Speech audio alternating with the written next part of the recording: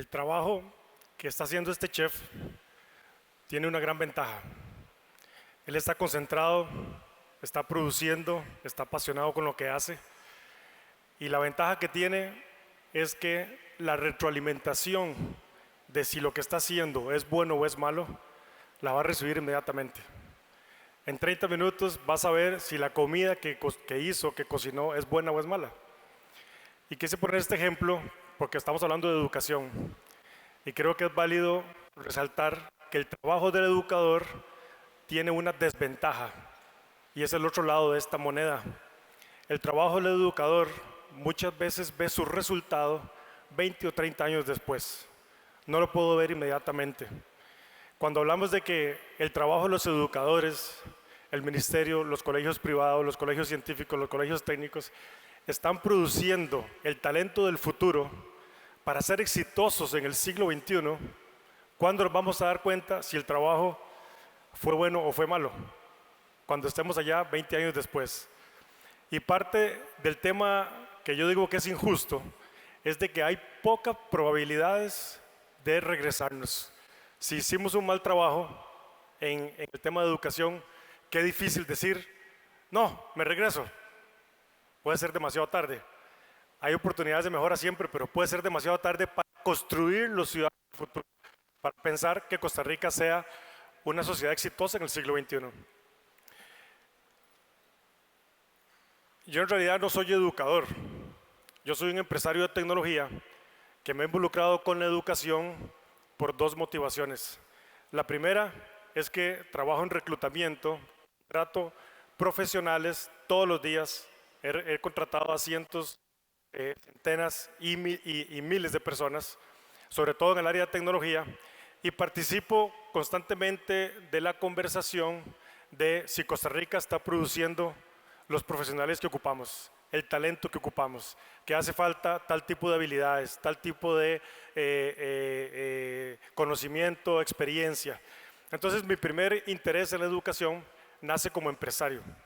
Yo todos los días contrato, todos los días entrevisto, participo con instituciones nacionales como CINDE, Procomer, Ministerio de Trabajo, cámaras, Cámara de Industria, Cámara de Comercio, en decir, estamos produciendo los profesionales que ocupamos.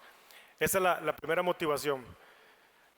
La segunda motivación es más personal y es mi familia, son mis hijos. Estos son mis hijos y mis sobrinos.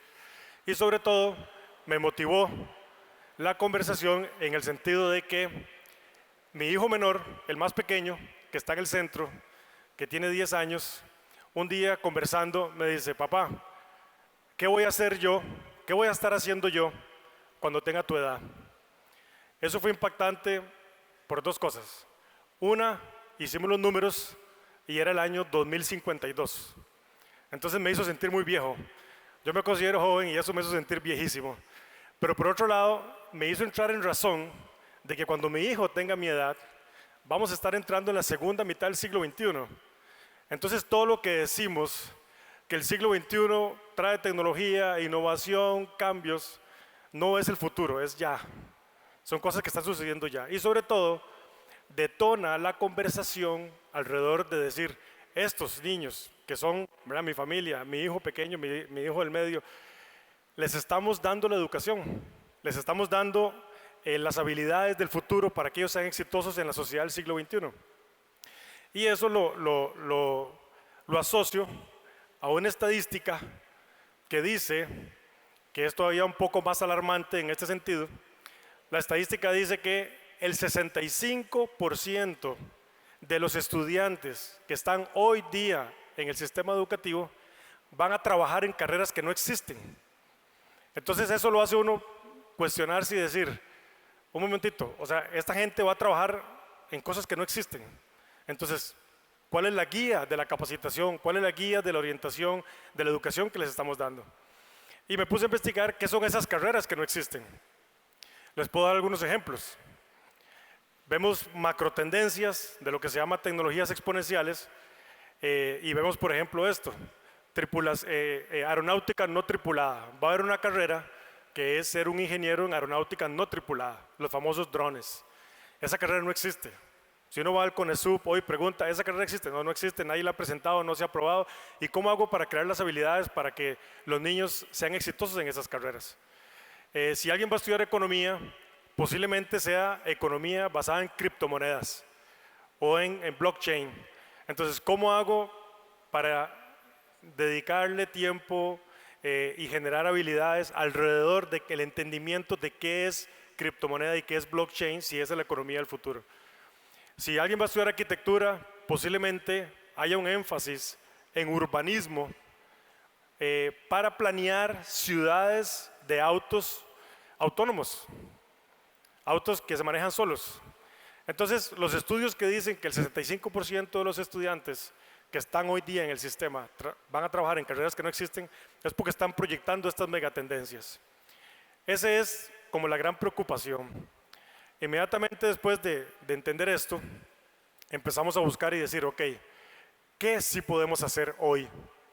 Entonces hablamos del qué hacer, qué acciones, medidas, iniciativas, propuestas podemos empezar a ejecutar hoy. Hay unas muy obvias, muy conocidas, como el tema de STEM. STEM es ciencia, tecnología, ingeniería y matemática en inglés. Y STEM lo que dice es que no es que las escuelas y los colegios deben enseñar ciencia, que ya lo hacen, tecnología, tal vez, ingeniería, sino que es la integración de estas 4 áreas. La diferencia de STEM versus la clase de ciencia es que STEM es el desarrollo de las habilidades integradas y que si ponemos en todas las escuelas y colegios la clase de STEM, posiblemente estemos orientando a nuestros niños al desarrollo de las habilidades correctas para ser exitosos en el siglo XXI. Ahora, con STEM pasa otro problema. STEM es relativamente sencillo decir, vamos a hacer STEM. STEM se ha convertido en un club de la tarde, típicamente. El resultado de STEM muchas veces es robótica educativa. Hay muchas iniciativas alrededor de robótica educativa y eso está excelente. Lo que pasa es que se convierte muchas veces en una actividad extracurricular. Se convierte en una actividad que hacemos en un club para algunos de los estudiantes, no para todos los estudiantes.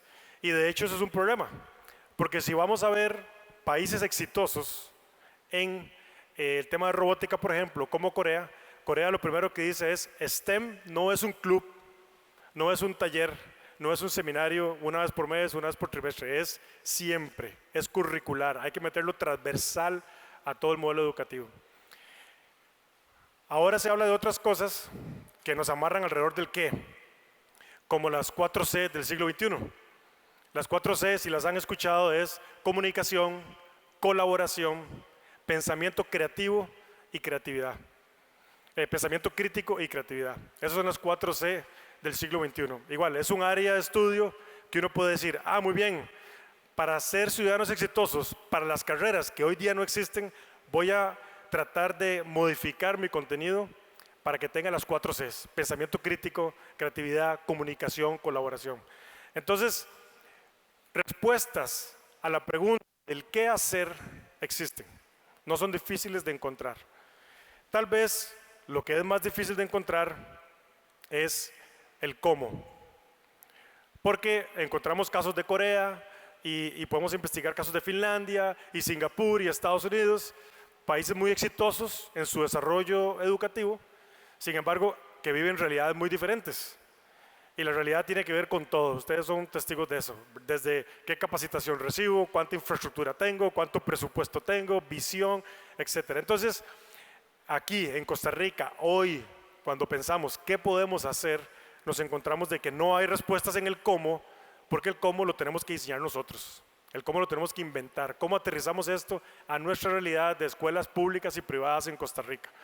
Y eso fue un poco una tarea que nos pusimos a hacer, porque queríamos eso, queríamos que STEM y robótica no fuera un club, queríamos modificar el currículo para incluir las 4C, pero ¿cómo lo hacemos? Nos encontramos con algo muy lógico, y es de que hay un paradigma, y el paradigma es el paradigma del juego de suma cero. ¿Qué es el juego de suma cero? Lo que yo gano, usted lo pierde, lo que usted pierde, yo gano, y básicamente eso nos hace pensar que si yo quiero meter un contenido adicional en un programa educativo, tengo que sacar algo. Cuando nos involucramos con escuelas, en este caso les hablo de un ejemplo de una escuela donde me invitan a ser miembro del consejo académico. Yo llego con la escuela y digo, ok, voy a impactar esta escuela, vamos a usarla como modelo. Y me encuentro con la realidad de que estamos en el juego de suma cero. Metamos robótica transversal, ok, ¿qué saco? Estudios sociales, matemáticas, ciencias, español. Le digo, no, es que no hay que sacar otra cosa, pero es que el horario no me alcanza. El tiempo es el mismo, las horas, las lecciones, los recreos. Entonces, empezamos a pensar y cómo podemos romper ese paradigma. Y de alguna manera lo empezamos a hacer. El primer ejemplo, hay un módulo en tercer grado que se llama máquinas simples. Es la primera vez en toda la trayectoria del proceso educativo donde el niño se le explica qué es polea, palanca, cuña, que son elementos básicos de la ingeniería. Entonces lo que dice STEM es, si nosotros damos una muy buena lección en tercer grado de los elementos básicos de la ingeniería y la mecatrónica, ese niño va a hacer conexiones neuronales que le van a quedar para el futuro y pueda llegar a ser un muy exitoso ingeniero.